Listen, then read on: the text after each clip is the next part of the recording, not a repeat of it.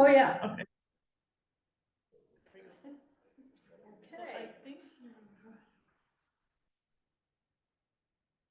You should be good to go. The only thing I don't know is the remote, so. So our topic tonight is called the mismanagement of forest habitats on Minnesota state wildlife areas. And our presenters are three of our own, Martha Minchak, Rich Staffon, and Craig Sterle, all familiar, longtime members of the Ikes, all retired DNR employees. In fact, we added up their total years in between them. They have 92 years of experience with the DNR. So these are people who really know what's going on with this issue from the forestry and the wildlife perspective. So we're really thrilled to have them here to talk about this tonight. If you're with us on Zoom, please be sure that you're muted during the meeting. And you may type questions into the chat and we'll ask them at the end of the presentation. So I think we're starting off with Rich. Rich, it was working a minute ago, so okay. There you go. Okay, thanks, Julie. It's great to see everybody here tonight. This is a talk that I never thought I would make and one that I wish I didn't have to make. I worked for the DNR for 32 years in the Northern Forest, managing wildlife habitat on state and county forest lands to some degree and on state wildlife management areas in the northern part of the state to a large degree. And so it's disheartening and frustrating. I don't like criticizing the DNR. I was really happy to have a job with the DNR. I really enjoyed that work. It was a great profession. But when it's time to call them out, I guess it's time to call them out. So that's what we're kind of trying to do here tonight. I'm going to set the stage and kind of talk about what wildlife management areas are, why they're important, how they used to be managed, and then what changed. And then Craig's going to take over. Craig Sterle is a forester who worked with me. We were both at Cloquet for about the same period of time, almost exactly. We retired at the same time. And so Craig will then pick it up and talk about what has happened since then and what we're trying to do to combat this issue. It's frustrating, but I lay this problem right at the feet of the DNR Commissioner, Sarah Stroman, and at the Fish and Wildlife Director, Dave Oldbelt. They could fix this problem tomorrow if they wanted to, but they refuse to fix it, and we don't quite understand fully why, but we think it has something to do with the timber industry having influence over the governor or the DNR, we're not sure. But anyway, let me see if this works. It can work for you. You might have to be on the other side with the new set. That'd be over here? No, it's been fussy about it. Yeah, it worked a second ago. That looks like you're gonna have to advance. Go ahead. Well, that won't even let me do it. This is what's so weird about this. I haven't figured this. Okay. All right. So what is the state wildlife management area and why are they important? You can go ahead right to the next slide. Oh. So here's a pie chart that shows the public or the land ownership in Minnesota, and you can see that about 76 is private, about a quarter of the land in Minnesota is public. And of that, about 11% is state land. And then you can see on the right-hand side there that the DNR manages 5.6 million acres, and state forests make up the biggest part of that. So there's 59 state forests that cover 4.2 million acres. I think that also includes the trust fund lands as well as the state forest lands. But second in line to the amount of state public land we have in Minnesota are state wildlife management areas. There's more than 1,800 wildlife management areas. During my career, one of my favorite things to do was to buy land for a wildlife management area. I got to purchase land for several of those. And so we now have 1.3 million acres in wildlife management areas. This started back in the 60s as the Save the Wetlands program. It was primarily focused on wetlands and prairie in southern Minnesota, but it grew to cover areas throughout the state. And we have some beautiful wildlife areas now in the northern part of Minnesota. A key figure there is 424,000 acres of those lands have been acquired with federal money, federal aid, it's called from Pittman Robinson. And I'll explain that a little bit more later, but that's an important point to keep in mind. And then we also have 700 aquatic management areas. They cover about 46,000 acres. These are managed primarily by the fisheries side of the Fish and Wildlife Division. And most of those are like around trout streams and so forth, where they're trying to protect the watersheds for important aquatic habitats. Okay, next one. So how are these lands supposed to be managed? Go ahead. So first of all, we have something called the public trust doctrine. And when the immigrants came from Europe, they came from a land where only the rich had access to the wildlife and hunting and so forth. So when they got to America, one of the things that developed was the idea that fish and wildlife should be a public resource, something that's owned by the people, not by the landowner, the rich landowners and so forth. Now we kind of overdid that. By the late 1800s, early 1900s, many wildlife species, even including white-tailed deer, were in trouble in North America. They believed there was only about 500,000 white-tailed deer left in all of North America around the turn of the century. So we pretty well overexploited our wildlife. But fortunately, the idea of conservation started to develop in the late 1800s, early 1900s. And this doctrine developed, and the idea is that state governments, or legislators first, and then the departments that work for them, manage our public lands in trust for us. So they're holding our public lands and managing for us, and so that's the trust we put in them to manage those lands properly and according to the laws and regulations that they're supposed to do. And the other thing that's important is fish and wildlife are a public trust asset. So those are owned by the people. We can all buy a license and go fishing and hunting, but timber is actually a commercial commodity that's sold. So we can't all go out and get a permit to cut trees. You have to be a commercial logger and to be able to do that. So they're different things, but they're all coming off our public lands. Okay, next one. So there are some regulations that govern how these lands are supposed to be managed. And so this is chapter 86A of the outdoor recreation system, and subsection, it talks about all the different types of public land, but subsection 8 talks about wildlife management areas. And it says a state wildlife management area shall be established to protect those lands and waters which have high potential for wildlife production, and to develop and manage these lands and waters for the production of wildlife, public hunting, fishing, trapping, and other compatible outdoor recreation uses. You know, there's nothing there about producing timber, selling timber off those lands, or other forest products, okay? And then this is a regulation for state forests. And so this is talking about which lands can be managed by forestry to produce those commercial crops of timber that is needed by our timber industry. And so those forest lands under the authority of the commissioner means state forest lands, other forest lands managed by the commissioner outside of state forest, except, and it talks about tax forfeit lands, which are managed by the counties, and then the following units of the outdoor recreation system, and it includes parks, state trails, state wildlife management areas, state scientific and natural areas, and so forth.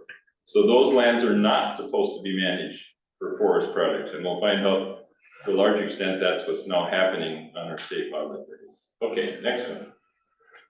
Then finally, there's a federal interest in these lands. In 1937, the federal aid for wildlife restoration was passed, and it's called Pittman and Robinson were the authors. So it's often called the PR Pittman-Robinson Act. And that act provides grants to the states. So when you buy arms and ammunition, there's 11% excise tax that you pay on those. That goes into a federal fund. The federal government then distributes that out to the states who have conservation departments to manage lands for fish and wildlife. And so their purpose is to restore, manage, and enhance birds, mammals, their habitat, provide lands and access for hunting, trapping, bird watching, and other outdoor, nature-oriented outdoor activities. Under the grant provisions, timber harvest is allowed as a tool to manage wildlife, but not for the sake of commerce. Since 2004, these grants to the Minnesota DNR have totaled more than $400 million. It's a significant part of the budget for the Division of Wildlife, which never seems to have enough money. And most importantly, and Craig will talk more about this, these grants were halted in August of this year because of logging violations on state wildlife management areas. We don't know if this has ever happened in any other state where their PR funds have been held back because of violations of timber management. Okay, next one. So how the DNR used to manage forest habitats on our state wildlife management areas. So I've been around for quite a while, so I can talk about how it used to be done.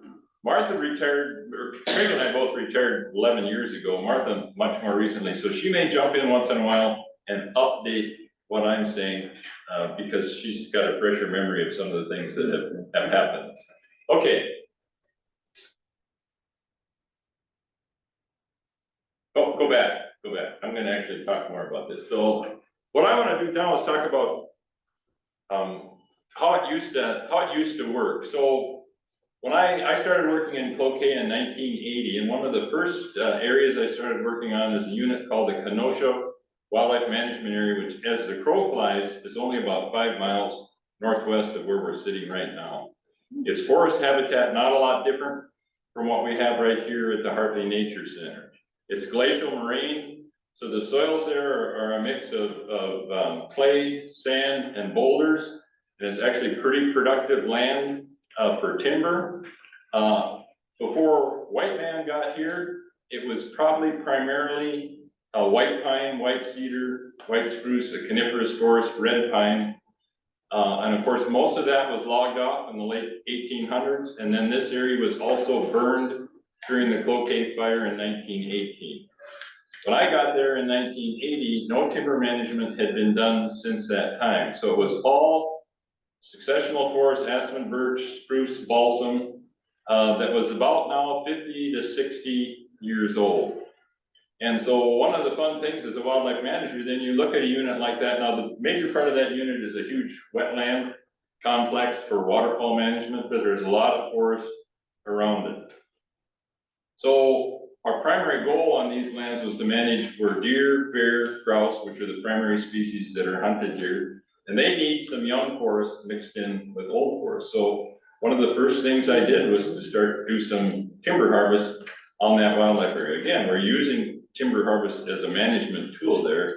The idea was to set up small blocks, 10 to 20 acres at the most, of cutover area intermixed with the older forest. And then the idea would be to kind of get it on a cycle, so you would have timber in a lot of different stages over time. Forest habitat, I shouldn't call it timber, forest habitat in different stages.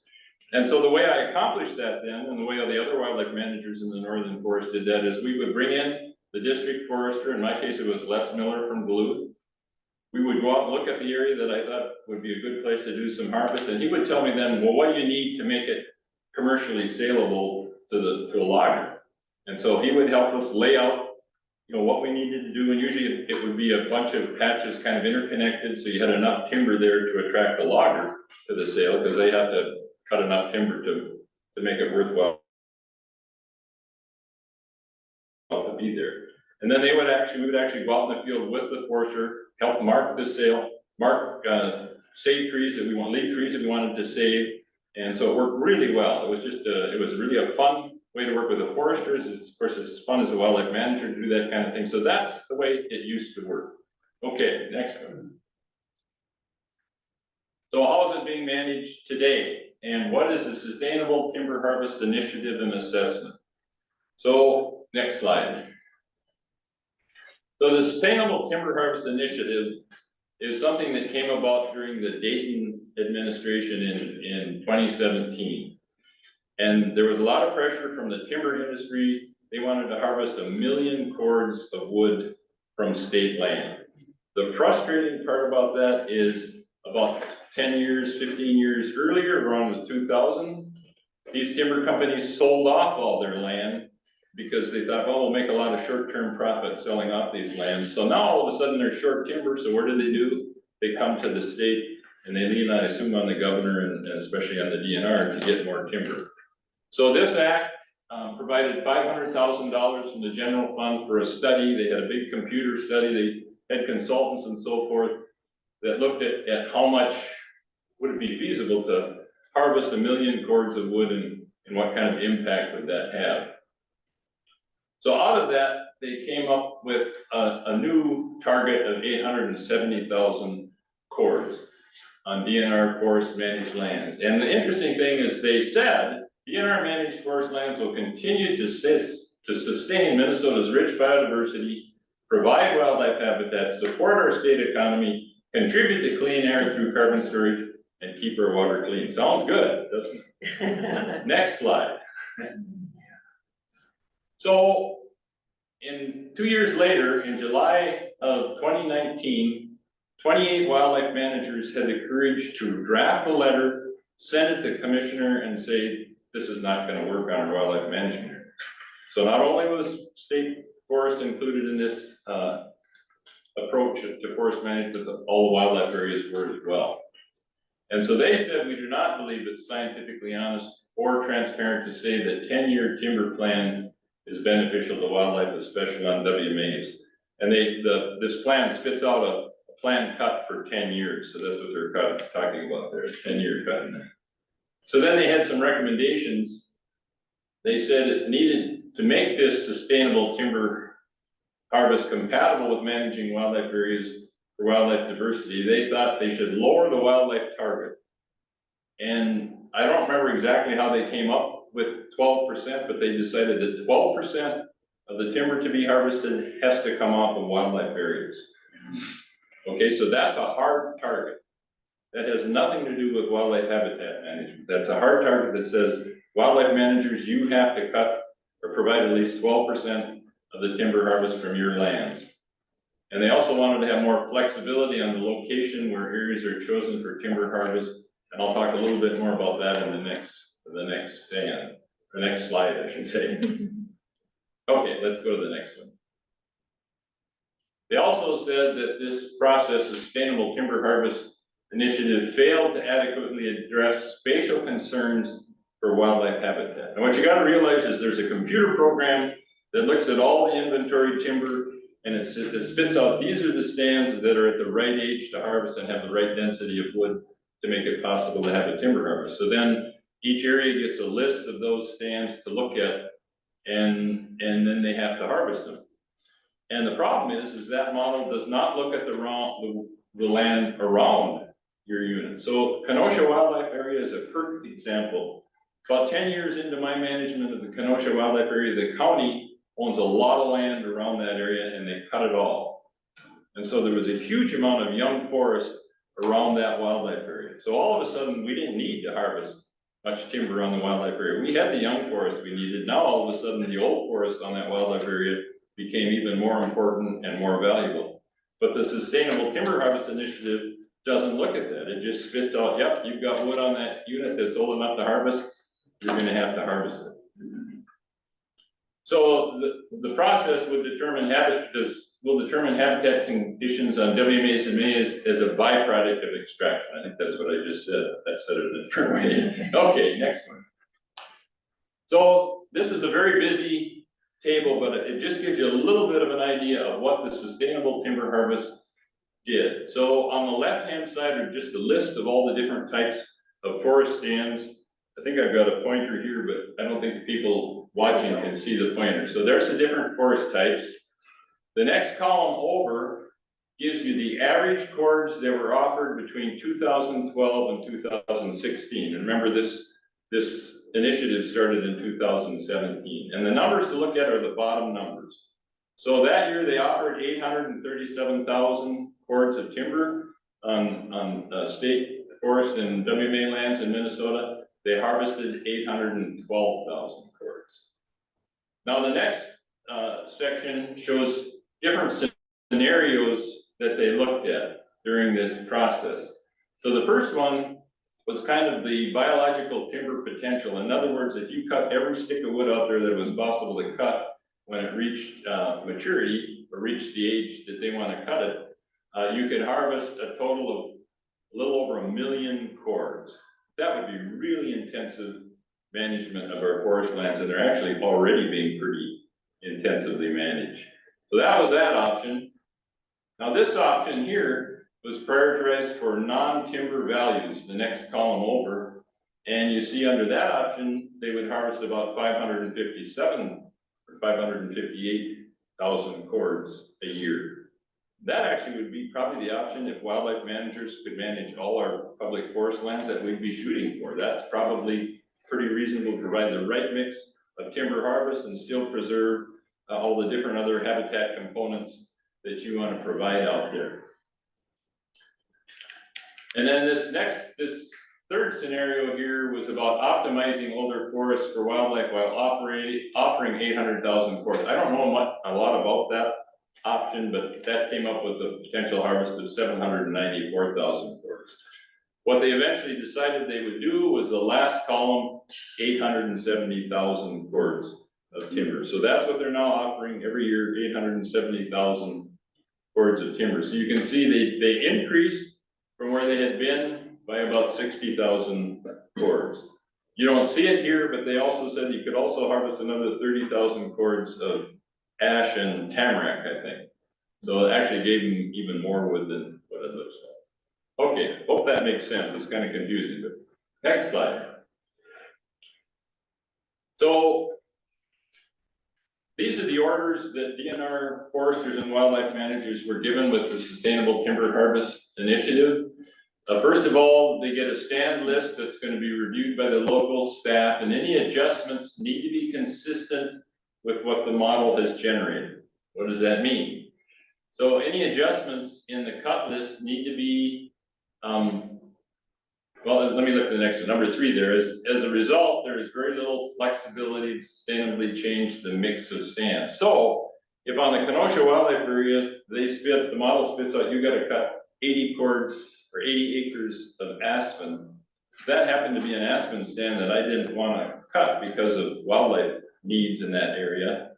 I would have to find another 80 acres of aspen somewhere else on that wildlife area, the same age, roughly the same volume to harvest, which is almost impossible to do because these areas don't have that much timber on them. So it really puts the wildlife manager in a bind. It essentially ties their hands behind their backs. They can no longer manage the timber on the lands that they're responsible to manage. The model tells them what to do. And so it's really unfortunate. It's hard. I would think it'd be extremely frustrating to be a wildlife manager right now in the forested part of the state. And the last one, that's just a swap policy that I'm talking about. So you have to swap like for like, same cover type, age, volume, size, same administration, which is almost impossible to do. Okay. So here's my last slide, then I'll turn it over to Craig. So this is a management dilemma. Hopefully I made it clear enough so you understand what the problem is, and it's called regulatory capture, or I actually like the term regulatory failure better. The DNR is failing to regulate the management of wildlife management areas the way the law requires them to do. And of course it occurs when the regulatory agency, in this case the DNR, which was created in the public interest, what was our trust agency for managing our public lands, ends up advancing the political or commercial agenda of the very people, companies, or entities it is supposed to be regulating. Now, for years, and Craig might talk a little bit more about this, way back in the early days, when I started working, I actually started in the DNR in the 1970s as a part-time worker. Back in those days, a lot of times a logger would come into the district forester's office and he would say, I'd like to cut this stand over here. The forester would then go out and look at it, and if it looked like it was suitable for harvest, they would set it up for a sale. So forestry, or the logging industry, has been kind of driving forest management for a long time. And I think during our career, during my time in the DNR, I think we made a lot of progress in moving away from that. But now it seems like the scale is tipped back the other way again. And it's really kind of frustrating. So, okay, next slide. I think this is the one where Craig, yeah, now it's time for Craig. All you have there is a pointer. You can try to advance, but I don't know. Oh, I'll okay. figure that. Well, did everybody see Martha's official mascot for tonight's talk? It's the Lorax. Thank you, Rich. Before we go on in my talk, are there any quick questions that anybody has about what Rich has said so far? Yeah. What's the definition of a stand? It's a like, how do you describe this? It's like, there's definitions of, by species, by age. If most of the timber within a given area, all are within their aspen, or their birch, or their balsam, or the pine, and they're roughly all the same age, that would be considered a stand. It's probably an area that forest and that whole area got started from some event at the same time, and then that group of trees grew up in that area. And it might be 10 acres, or it might be 300 acres. Yeah, if it was from a large fire, for example, it could be a very large area. So, thank you for the question. Let's see. So, how have we tried to change DNR's approach to forest management on our WMAs? Whoa, That So- worked. that was really Yeah, I great. have no idea why. Okay, we created this organization loosely. It's the WMA AMA Stewardship Network, and you can see some of the people who are involved. Most of them, a good percentage of them, are professionals in one way or the other. There are some attorneys in here. There are fish and wildlife people in here. There's a professor from Bemidji State in here that teaches wildlife management. And of course, there's a lot of ex-DNR and or other natural resource professionals that are involved in our organization. So we came together to try to influence DNR to make changes in how they're managing our WMAs. Okay. Other one. Other button. I'll get this right eventually. Am I going the right way? Yeah. Yep, that- Okay. We created sort of a position statement of what we would like to see DNR do in terms of changes to improve the wildlife management, I guess I'd say. When I worked for forestry, everything was broken out into programs. The fire program, the state land management program, the private forest management program. And somebody would be in charge of that program within the local area, at the regional level, and then down at St. Paul. You would have staff assigned to each of those programs. Wildlife management areas don't have a program like that. They're sort of the orphan child within the wildlife, Fish and Wildlife Division. So one of the things that we would like to see happen is creation of a program and staff of that, for that program, that would help coordinate how wildlife management areas are actually managed.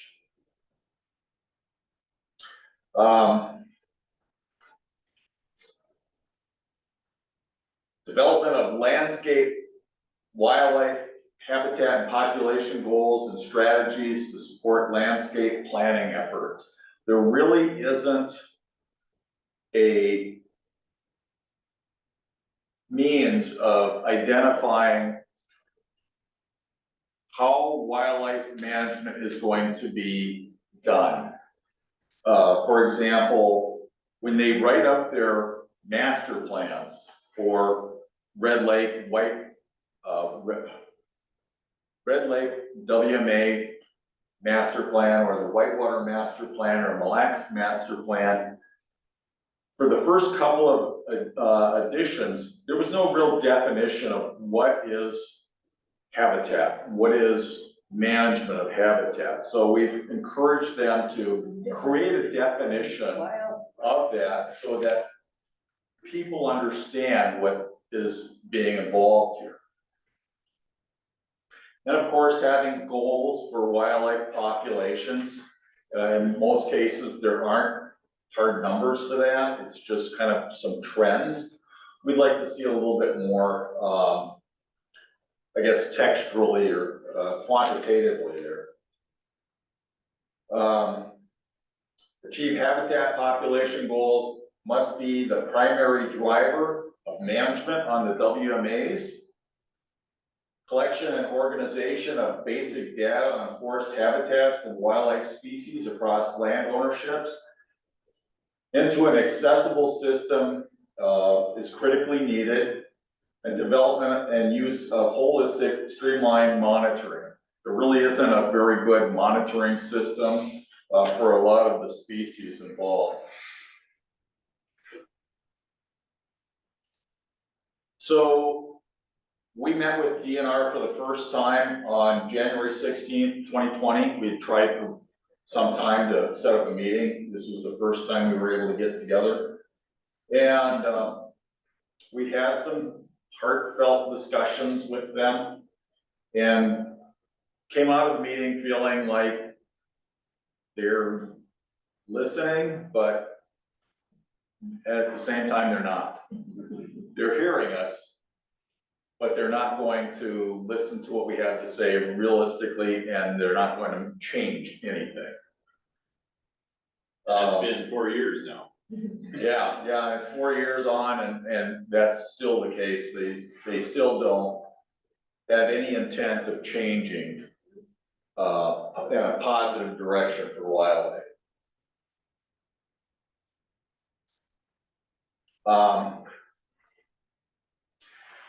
We want to make sure that wildlife management areas are managed as critical components of overall wildlife management needs as a public trust asset related to state statute and federal statute, and control mechanisms laid out in federal aid requirements. For the first time ever, I believe it was in the 2021 grant to the Minnesota DNR for forest wildlife habitat work. The U.S. Fish and Wildlife Service inserted 16 new points that DNR must meet in order to receive their grant monies. And again, this was all new ground. They have never had to do this with another state agency in any other state.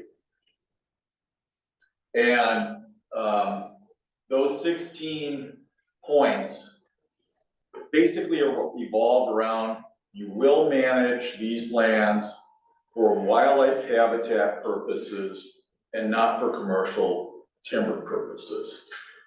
And you have to document that that's exactly what you're doing, that you're managing for wildlife and wildlife habitat. What role has the U.S. Fish and Wildlife Service played in this battle? Well, let me first explain what our role is, and that is as an advocate and as a source of information for the media. And we've tried our best to do those two roles. We've spent a lot of time trying to work with DNR, and quite often we'll ask for a meeting and it will be 6 months before we hear back from them. And usually it's because we've got them trapped between a rock and a hard place and they have to meet with us. But we don't have any way of forcing DNR to do anything. We don't have a club. The U.S. Fish and Wildlife Service has a club and it's called money. And it's pretty big money. I believe the Pittman-Robertson allocation for the upcoming grant process is $49 million for 2 years. That's a lot of money for the Division of Fish and Wildlife. And they can't afford to lose that money. And that's gonna, I think, come in play later on. So they carry the big stick.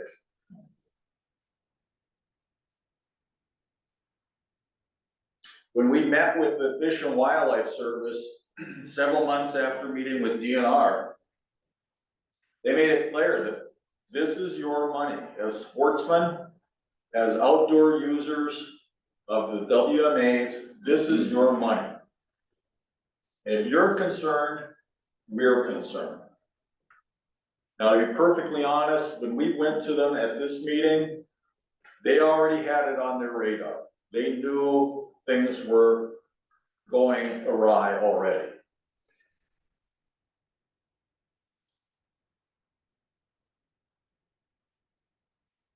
So in July of 2020, US Fish and Wildlife Service did a field audit, if you want to call it that.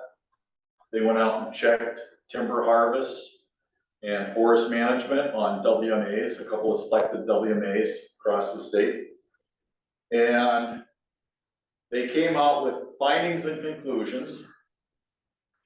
And then the lack of completed or approved plans for the WMAs or other types of plans, whether grant funded or not, prevented the accurate analysis of habitat conditions, goals and objectives, governance, and eligibility or appropriateness of the ground management activities on the 3 WMAs that they looked at.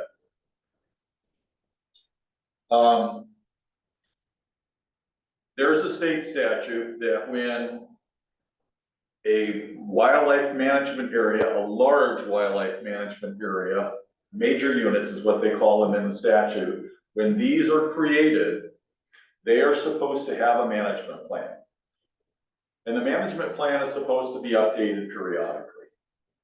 Turns out, if you look back at the management plans that were on the shelves, I believe Whitewater was written in about 1977.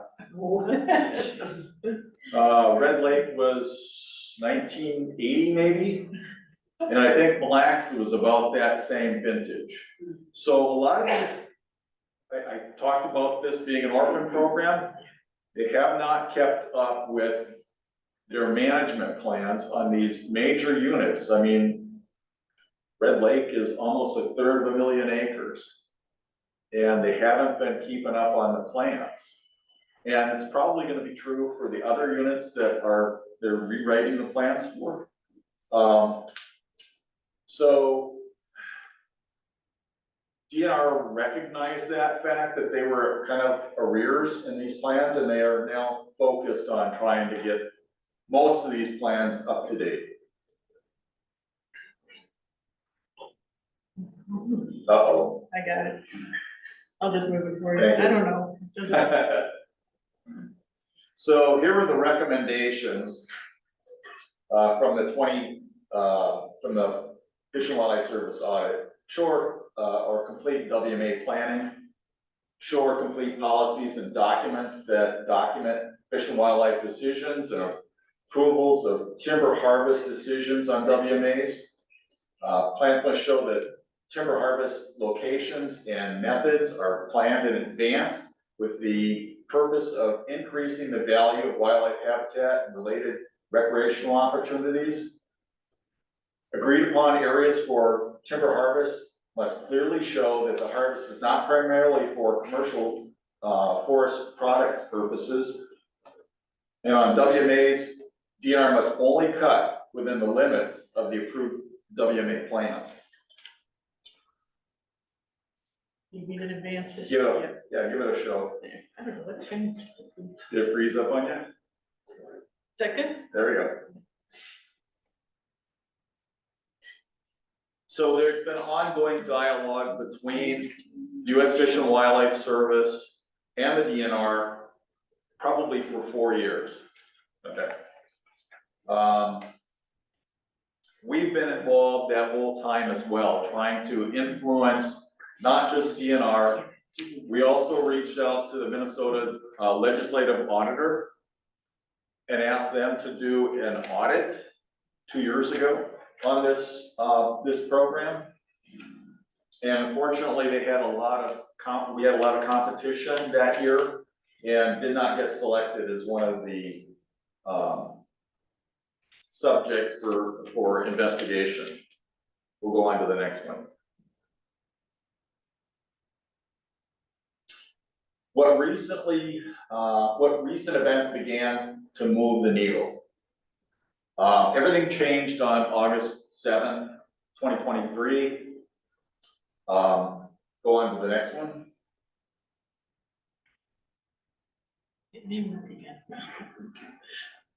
There was a letter from the U.S. Fish and Wildlife Service to Commissioner Stroman.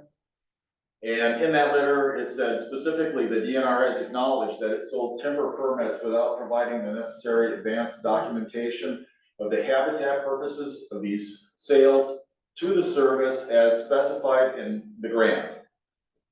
As we discussed, this pre-sale documentation is essential for the service to ensure compliance with NEPA, the Endangered Species Act, and the National Historic Preservation Act and other grant requirements. Next one, please.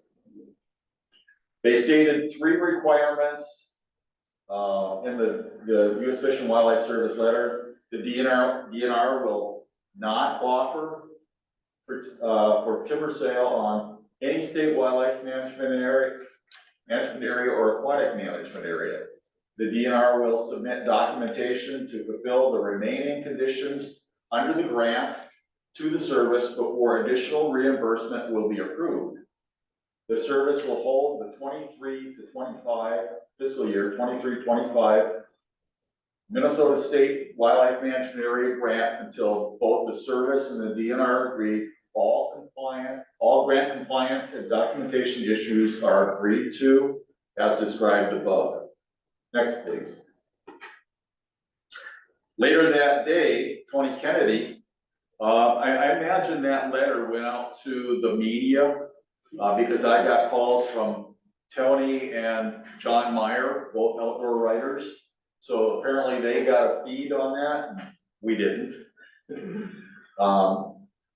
But Tony Kennedy wrote his title of the story, DNR abruptly pauses logging on federal aided hunting lands while it works to meet concerns. And the DNR has quietly halted timber sales on wildlife management areas while it tries to again satisfy wildlife first tenants for federal funding. DNR actually had to stop an auction sale up in northwestern Minnesota and pull some tracks off the sale because of this requirement. Next, please. The next day, Tony wrote $22 million withheld from Minnesota DNR until it proves wildlife priority before logging. That's a lot of money. That's a lot of positions and a lot of field work. And so at that point, DNR was really wedged between a rock and a hard spot. Next, please. A couple days later, Dennis Anderson wrote an article, Minnesota DNR logs a failure as it handled in its handling of fish and wildlife land squabble. And he took the DNR to task on this one. Good for him, because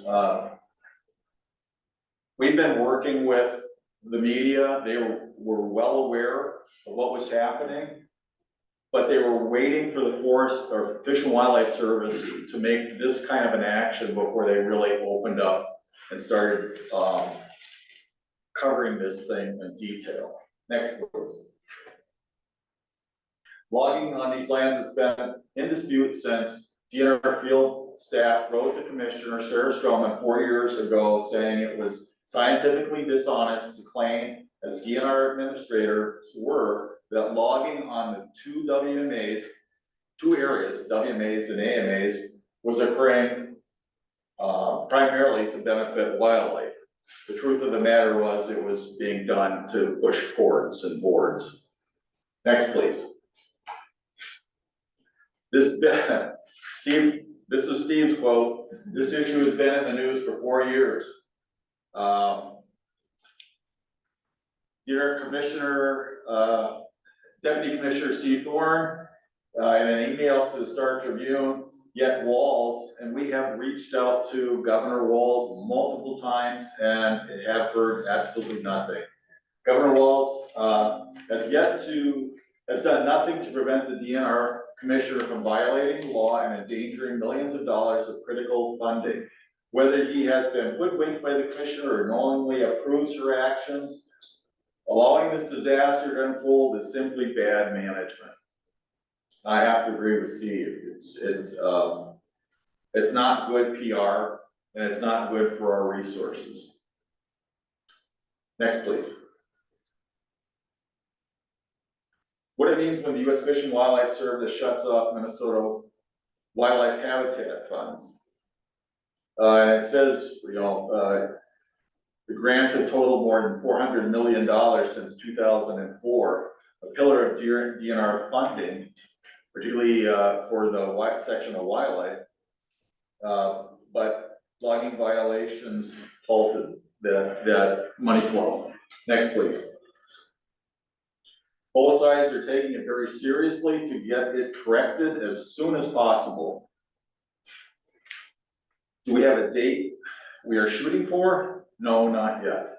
And that's from Jim Hodgson. Jim is the Assistant Regional Director for U.S. Fish and Wildlife Service down in Bloomington. Unfortunately, do we have a date yet is the hard part to continue swallowing, because we've been at this for so long and we just still don't see the light at the end of the tunnel. Next, please. According to the Code of Federal Regulations, the purpose of Pittman-Robertson is to enhance populations and habitats for wild birds, mammals, and allow opportunities for hunting, trapping, bird watching, nature photography, the study of natural phenomena, and other outdoor activities. Under this provision, timber harvest is allowed as a tool for managing wildlife habitat, not for the sake of commerce. Next, please. And then, I didn't count, these are all wildlife managers or retired wildlife managers that wrote this counterpoint in the Star Tribune about the need for older forests on our wildlife management areas. Thank you. Get close. Thank you. Next slide, please. The Commissioner's office has refused to make any changes in timber harvest planning since it began 5 years ago, even though we, along with 22 other DNR wildlife managers, the agency's on the ground experts, sent them a letter in 2019 expressing grave concerns over the impact of timber harvest policy would have on wildlife. Next, please. The crux of the problem is the computer model is designed to maximize timber harvest and generates a harvest quota for the amount of timber to be harvested every year across every state forest area, regardless of its impact on wildlife populations. As long as there is a harvest quota, the commercial goal becomes the primary focus for the timber harvest, not whether or not the harvest will benefit wildlife. Not whether the harvest will benefit wildlife. Thank you. Next, please. Well, not a great reader. The DNR leadership has chosen to support WMA timber harvest based on the mistaken belief that older rotation ages and other constraints to the harvest are all that's needed to provide good wildlife habitat. That is not how wildlife management in forests works, and not how the laws mandates that WMAs be managed. Next, please. There was an internal poll at a DNR meeting that showed 90% of the employees disagreed with the agency's approach to logging. That's a pretty telling fact, that 90% of your staff doesn't agree with what you're doing. Next, please. The survey result was highlighted late last week at the staff meeting attended by Commissioner Stroman, two assistant commissioners, and other top DNR executives, including Fish and Wildlife Division Director Dave Oldfeld. The negative feedback was the latest rebuke of DNR's Sustainable Timber Harvest Program, launched 5 years ago at the behest of Minnesota's forest products industry. Next, please. Another testimonial featured at the slideshow was from a employee who said staff members are given directives about logging and are blocked from advocating for the benefit of diverse habitat. We're told to find the harvest needed to support corn targets. The worker's testimony said, we have been described as uncooperative when we are simply identifying concerns, habitat needs that are inconsistent with SCHI based on our professional expertise. Next, please.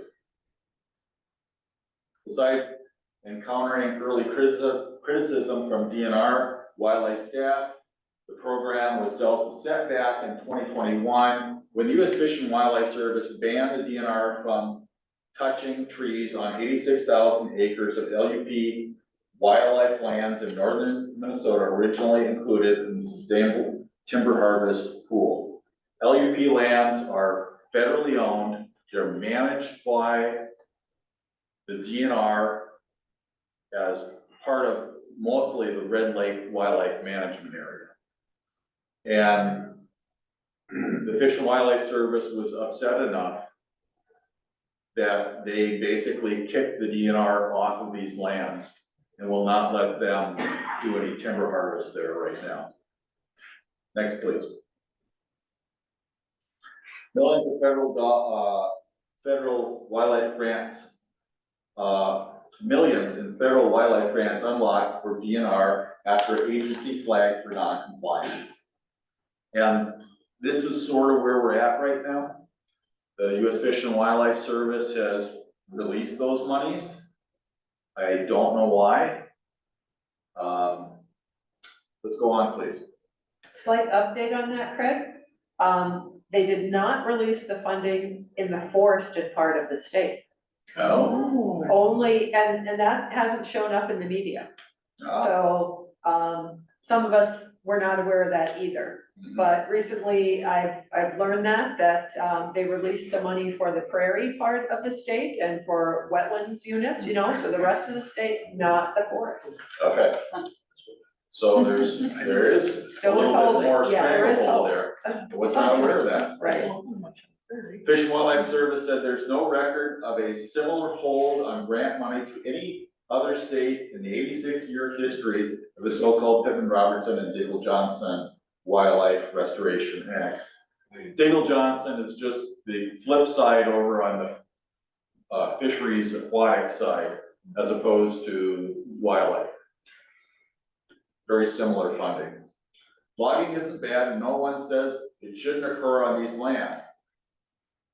But in these instances, Fish and Wildlife should be considered first. Not only because it's required, but because it's the right thing to do. And that's a quote from Dennis Anderson from the Star Tribune. He gets it. Next, please. Some of our other efforts that we're going through right now, I mentioned that we did reach out to the state legislative auditor, Jim Nobles, 2 years ago, I believe it was, to try to get this issue looked at. I have been in communications with his replacement, the new auditor, and she is well aware of what's happened, and she has almost all but assured me this issue will get looked at by the legislative audit committee the next go round. We are also involved with providing a lot of comments on the master plans for the major units that are being written. That includes Whitewater, which was first, then Red Lake, and now most recently Mille Lacs. And Carlos Avery is coming up, so we'll be talking about sending in comments on that one. There's a new WMA, won't involve Pittman Robertson monies. I don't think. But that's the Keystone Woods WMA, it's near Chisago, Minnesota. And we also plan to provide comment when it comes out on the statewide strategic WMA master plan. St. Paul has said they are going to have this produced. They've promised it for a long time, but as we understand it, it's being drafted, and we will be commenting on that as well. Next, please. Lastly, we also will be reaching out to the Fish and Game Budget Oversight Committee. I think they've had some turnover there. The person that we were dealing with some time back, 3 or 4 years ago on this, is no longer there. So we need to reinitiate those contacts and get them to look at this, and hopefully have them create a subset of people to look strictly at the federal grant monies. Next, please. All right. That's all I have. And Martha, did you want to say anything? Not many updates other than the latest, that, Okay. the funding is still being withheld from the forestry part of the state. What else? As I would always tell, anyone, when talking to public groups or even people that would just stop in the office, and the issue is very confusing.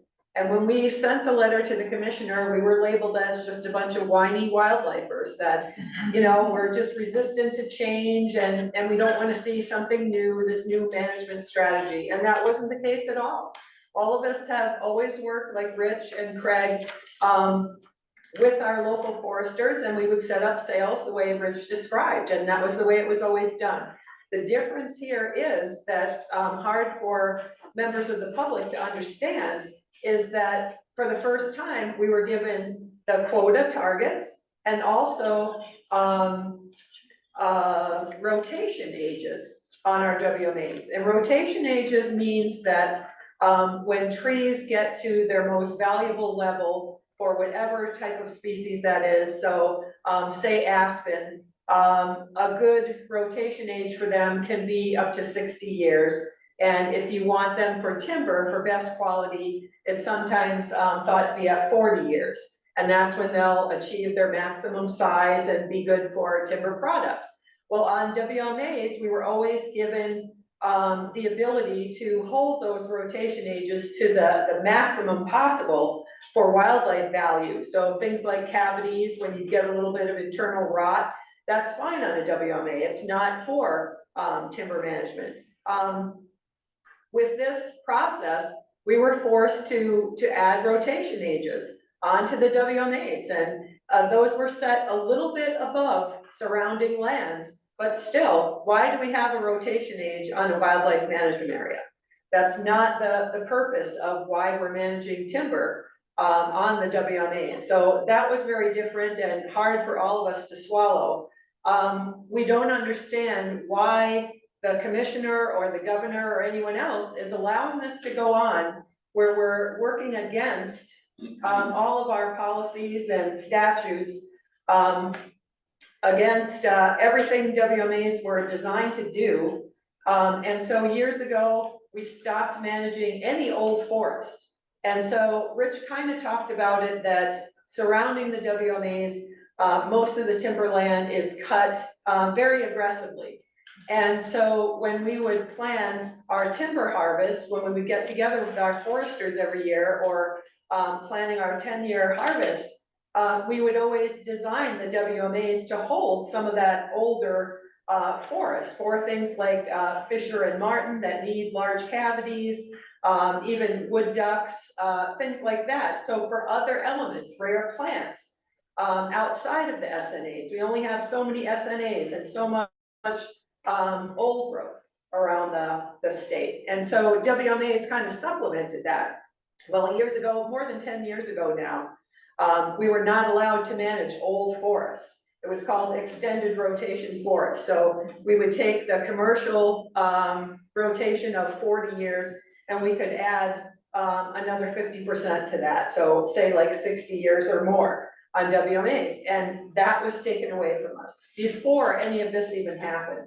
So it's just been death by 1,000 cuts, and it just keeps coming and coming. And yeah, as we fight this issue, it's been going on for 5 years now, and when the STHA came up, the plan was, it was a 10-year plan. We were assured that at the midway point, there'll be monitoring done all the time, and if we need to adjust, we'll be allowed to adjust. Well, this was the 5-year mark. The monitoring plan was due out in May. I've been told by our timber program person for wildlife that the auditing report was months behind, and this is November, and no signs of it. Nobody's working on it. We hear this kind of lip service that we are doing plans for WMAs around the state, not just the major unit, that, oh, we really don't have a planning process for WMAs. Well, when Rich was the manager in Cloquet, when I was an assistant up in Thief River Falls and the northwestern part of the state, we had plans, very, very detailed plans for every one of our WMAs, every small little unit like Kenosha. And those were so detailed that they listed each individual stand, the age that it was, the cover type that it was, and what kind of condition it was. And then also we listed what is the desired future condition for this WMA. And each individual stand, if it should be cut, when it should be cut, or should it be held, and for what value. So that detail is there. So our current Fish and Wildlife Division Director says that, oh no, that information doesn't exist.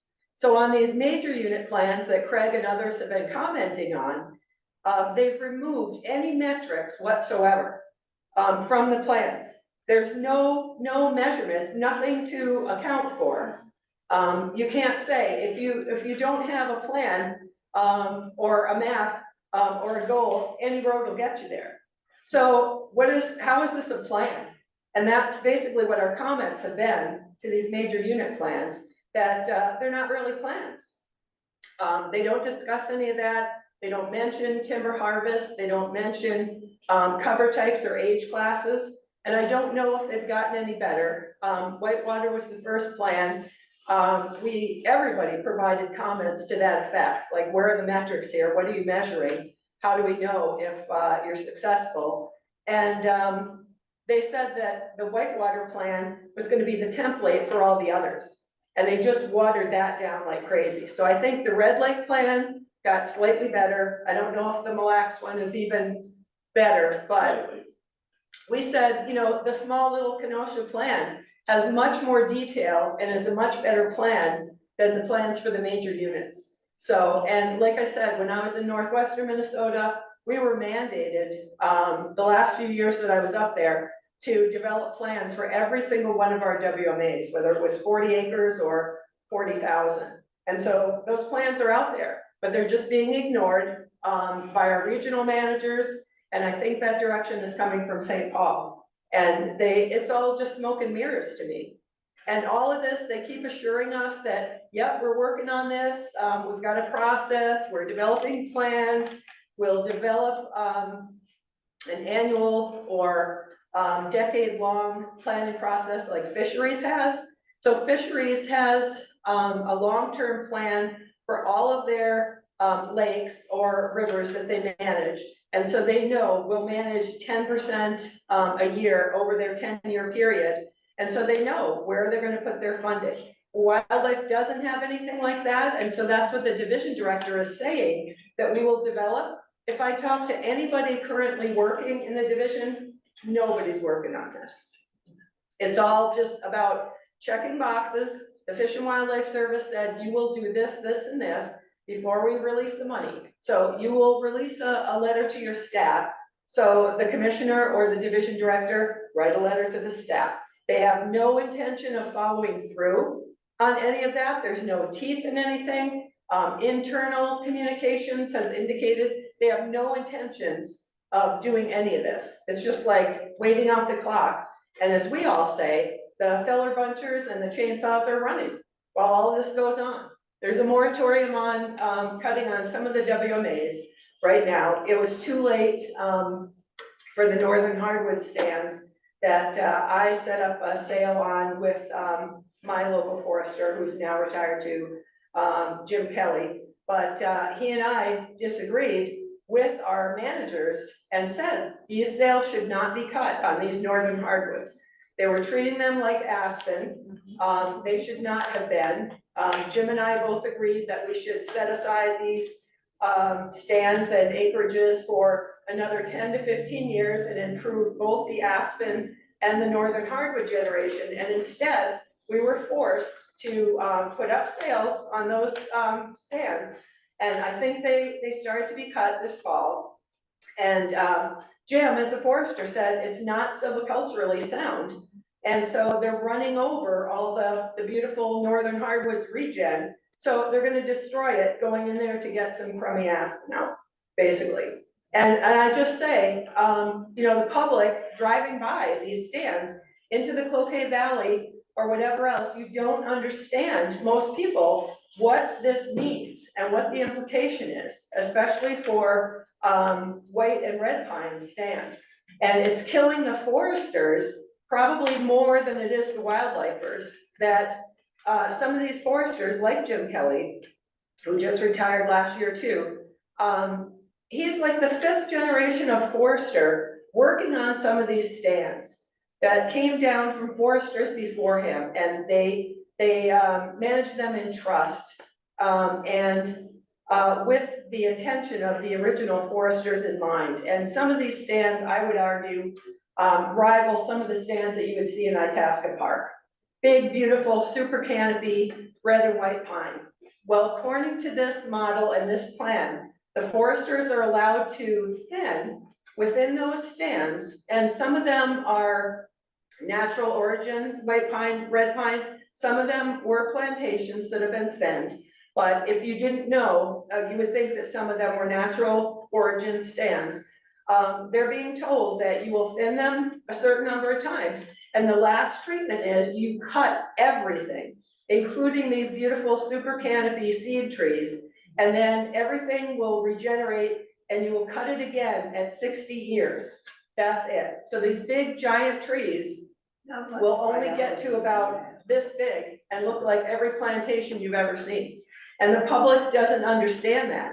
It's buried in all of this lingo and acronyms and whatever else, and bureau speak, that people don't understand what this means for your forests and your public lands. These lands don't belong to the DNR. They belong to all of you, and the DNR is supposed to be managing them in trust for all of us, and this is what's happening. So that's my I input. got a few questions, a couple things on mind. Yeah. Dave, go ahead. Well, 2 questions I have for any one of the 3 of you. The first one, on the end that Martha just talked about, you've got 2 associates here that are with the Minnesota Center for Environmental Advocacy, Jay and Heidi. Have you guys had a conversation about legal action under the public trust doctrine? And the second question I have is, in all the phenomenal work that you've done, has anybody come to you from another state and said, we've got the same problem here? I mean, these players are all around the country. The pressure, the capture, the timber industry, the divestiture of private lands in exchange for relying on their ability to trump public policy with the influence and dollars. Nowhere else, no one has said, you're not alone.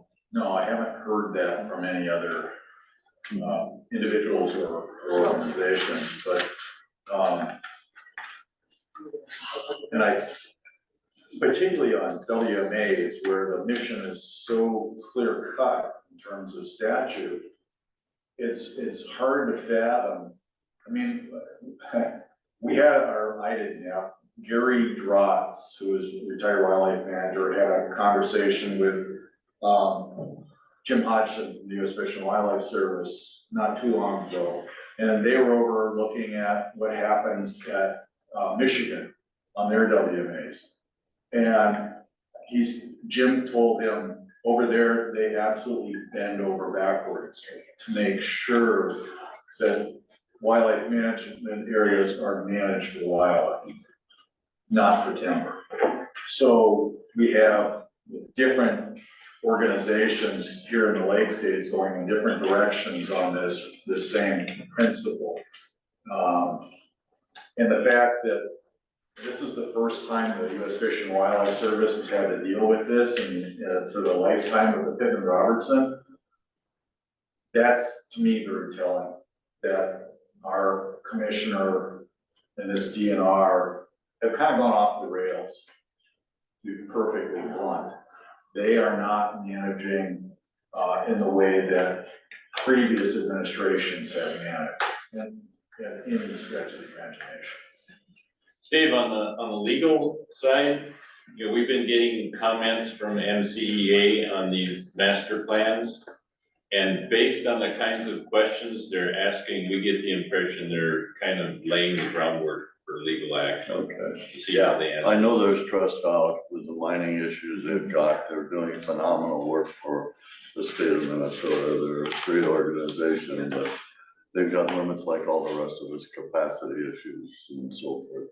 And then one difference between how the DNR manages and other states, other organizations, we are one of the only organizations that manages our land by cords. We measure and we set targets by cords and not by acres. So even the counties around us, the tribes, everybody thinks we're crazy for managing this way. And this is what you end up with. The counties, Aiken County is always held up in Cass County as really good examples of how to manage forest land very sustainably and not kind of answer to markets, but create your markets intentionally and, you know, make sure that your holdings are sustainable and that you can meet any market as markets shift. And they think DNR is crazy because we manage by cords. They set up, we're gonna manage, we have this many thousands of acres, we're gonna manage this many thousand acres or hundreds of acres this year, and this is where we're gonna do it and how we're gonna do it, so that they make sure that they cover all their bases, and they make sure that their markets are open and can shift with the winds of markets and economies. And we're stuck in this crazy model that nobody else has. I mean, you know, one of the things that, yeah, and one of the other people have questions here, but just one more thing from me. There's some Our online, too. commissioner comes from, what I think is a great background, Minnesota Land Trust. And that's another great organization in our state. And Dave, I've worked with and known, and it just is bewildering that where we're at to me. It just, anyway, shut up, Zedner. There's some questions online, I guess. I was on the Minnesota Forest Resources Council when all this came down, and just so you know, there was a lot of people on that council. We did not want the plan that was selected, and I'm seeing a lot of foresters in the state also are not thrilled. A lot of these young foresters, they're changing totally the way forestry's done. They're interested in wildlife and habitat, and it's a whole change. So this is, like you said, 90% of DNR didn't want it. So this is, but the timber industry is very, very, very strong. They kind of, And that's it, yeah. And the commissioner has no background and no, background or backstanding. She came, I worked with her, right, when she was an environmental advocate. And we were working on trying to get a trail, up into, the Superior National Forest. And she has no background, and she's over her head, And she has only one thing to do, that is ignore and never commit to anything. Now, forestry isn't the only one that's working interest. I think it will come from waters that, you read what's going on. I think it's the water issue that's going to bring DNR and maybe even wolves down. And that's the thing to watch. And also, I wanna, you probably know this, but there is no definition of wildlife in statute. There is a definition of biodiversity, which friend here, I had something to do with, but, that is not the grabber for the public. Logging, clear cuts, that's what they see, and that hasn't penetrated very far. But poison in your water will be the next big thing. And I don't know how the politics of that's gonna go, but it will be the same kind of attitude that the DNR is bringing to these issues, natural issues. But I also want to put in a plug for John Pastor's book. Yes, excellent. The White Pine, which has a lot of interesting articles, particularly the one about the Ryle Forest. And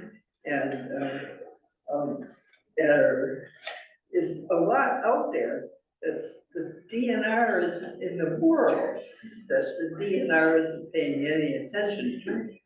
And another big hole, I think, is that their computer programs are based on inaccurate field numbers, field surveys. And so you're playing with a fantasy, right? When you're working with these timber harvest programs. And we've told them that from the beginning, Janet, it doesn't matter, it never sinks in, that garbage in, garbage out, poor inventory, you know, it's paper ducks and paper trees. And that's what we're dealing with, and they don't care, they just keep moving on ahead. Some online. Questions Yeah. online. So someone asked, Jill asked, there has been more information on ecosystem relationships, interactions with wildlife, and how trees communicate with each other. Is this factored into wildlife management? Not currently. That's too Well, basic. I think it's factored in from the standpoint if a wildlife manager Right. had the ability to manage the way he wanted to, he would be managing in a way that would hopefully favor those systems, you know, having big old trees that have the mycorrhizas that communicate with other trees, as Pastor talked about in his, I really encourage you all to read his book on white pine. He does a fantastic job describing the history and the importance of white pine, actually to our culture and the culture. He uses the white pine like the buffalo would use. Yeah, And exactly the same place, and it gives you a really good feeling of what ecological forest management would look like. Do you think the legislative auditor will still take a look at this, or have you kind of given a hope on that? No, I, at least based on my last emails with her, they were gonna push to get this looked at. There's just been entirely too much press, too much money involved here that DNR wildlife depends on. It's just, there's a lot going on that is pushing their buttons on this issue right now. So I'm very hopeful that they're gonna take a look at it. Legislative auditor, I think they do take on more than one issue at a time, don't they? Yeah, they actually, the year we submitted 2 years ago, I think they received about 70 or 80 submissions of things to look at. And I think they narrowed it down to maybe 8 to 10. So we just happened to fall by the wayside because of, I mean, there were some other really critical things on education and healthcare at the time that really had to be looked at. But I think at this point, this has raised a lot of red flags for them, and so they want to look at this. Oh, that's great, thanks for working on that. Yeah, One of the weakness is that they do not have quite the same competency in the timber of lobbyists in that Wayne Grant brought. And a lot of what you're living under yeah, with his legacy. Yes. with his program. if you will. Yeah. Any other questions? More questions This, on that? actually a comment, I think. Sure. It says, I suggest this presentation be made again in several public forums around the state where the general public could be better informed of the malfunction of the state agency. The press has covered the situation well, but the details are largely unknown. Excellent work, Rich, Craig, and all WMA managers involved. That's for Willis. Yeah. All right, way to go, Willis. Actually, their chapter got to see an earlier version of this 2 years ago, December. So they were sort of on the cutting edge. Jerry Drotz put this together and presented this to them, December 21. You know, I'd like to say one thing. Go ahead, Steve. Martha mentioned it, but life is short. I mean, you saw 90 years of service, all of us. It's actually 100 years, I Well, made a all of us mistake. devoted our lives. And the people that I can remember and you can remember that mentored you and that mentored them go back over 100 years. And here we have this moment that the public trust is being abandoned. And it's undoing the work of over a century. And that can't be allowed. I'm reminded, I was thinking about, well, maybe some of you remember the pine rape in the late 1800s, when the pine barons in the Gilded Age decided that the public timber was gonna be theirs and they were gonna get it by hook or by crook, mostly by crook.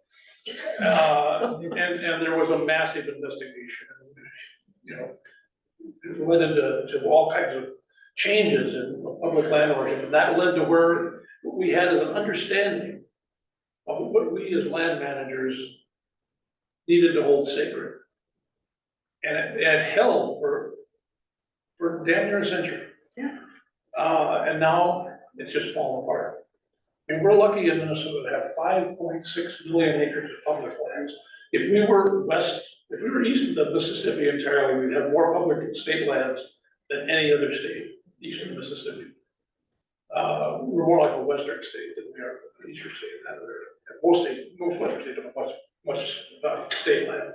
Actually, it's mostly federal. And so the effect that the management of the public lands in Minnesota has on our environment is immense. And it's terrible that one administration can make this can do that. You mentioned the northern hardwoods. I'd like to draw your attention to the oak savannas, which are being hammered. And you know, there aren't remitting them anyway.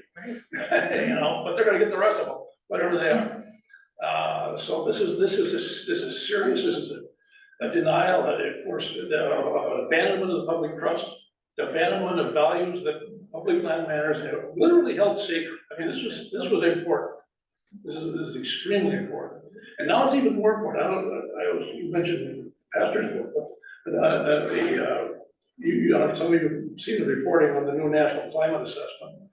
It's even worse than you thought. I mean, you know, of course, we all thought it was worse, but now they're just saying it is worse. Not so impressed.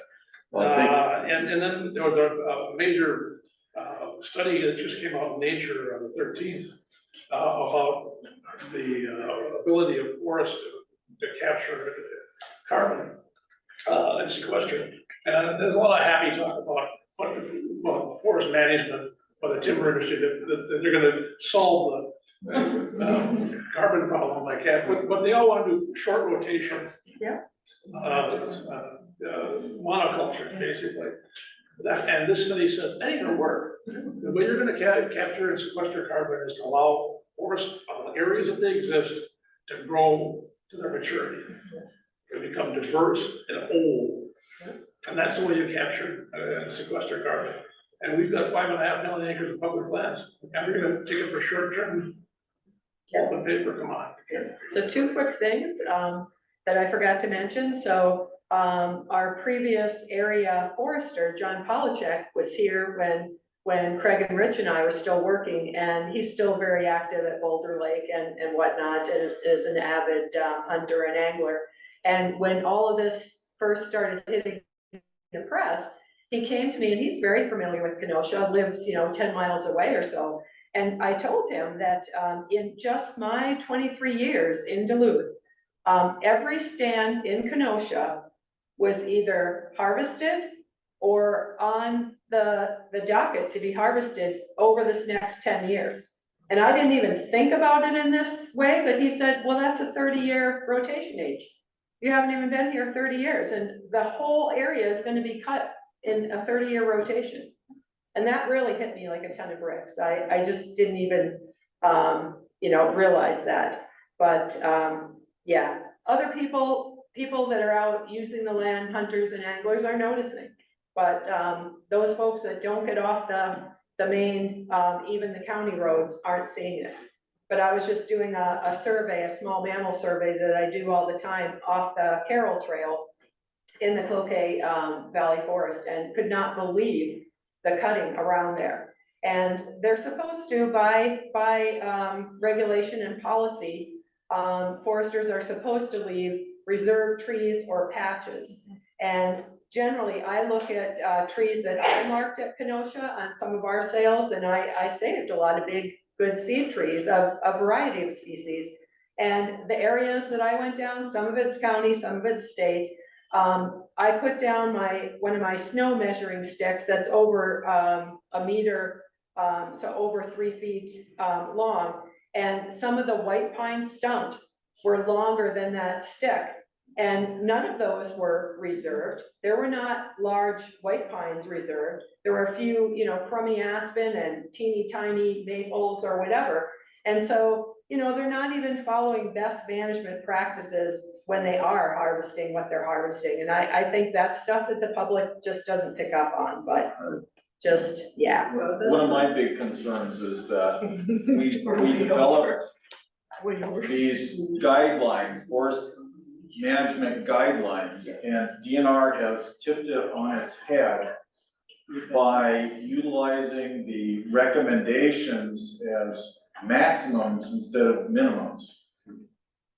And instead of, saving 10 trees per acre, they're saying you can't save more than 10 trees per acre. So it just, it's kind of really gone completely the other direction from when Martha and I were on the SFRP subsection planning team together, where everything was done pretty ecologically, or I thought was much more ecologically approached.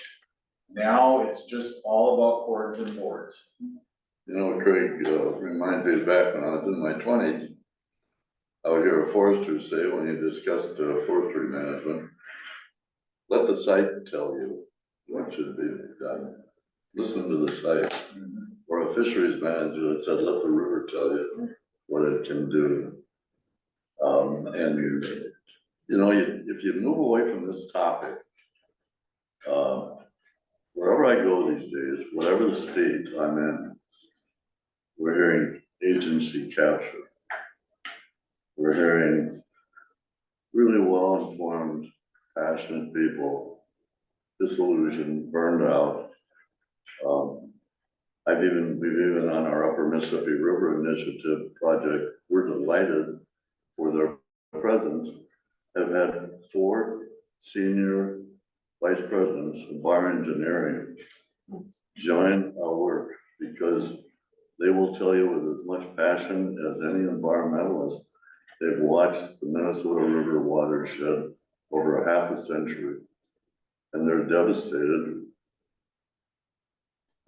So it reminds me of a book I read in the 80s by the name of Cohen, Globalization, and whether any country could manage corporations of the size that have been created. So lots of challenges.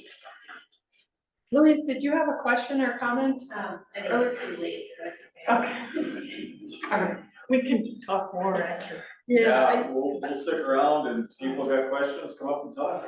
I think with that, we'll end the recording and bring the meeting to a close, but let's thank these three for just a phenomenal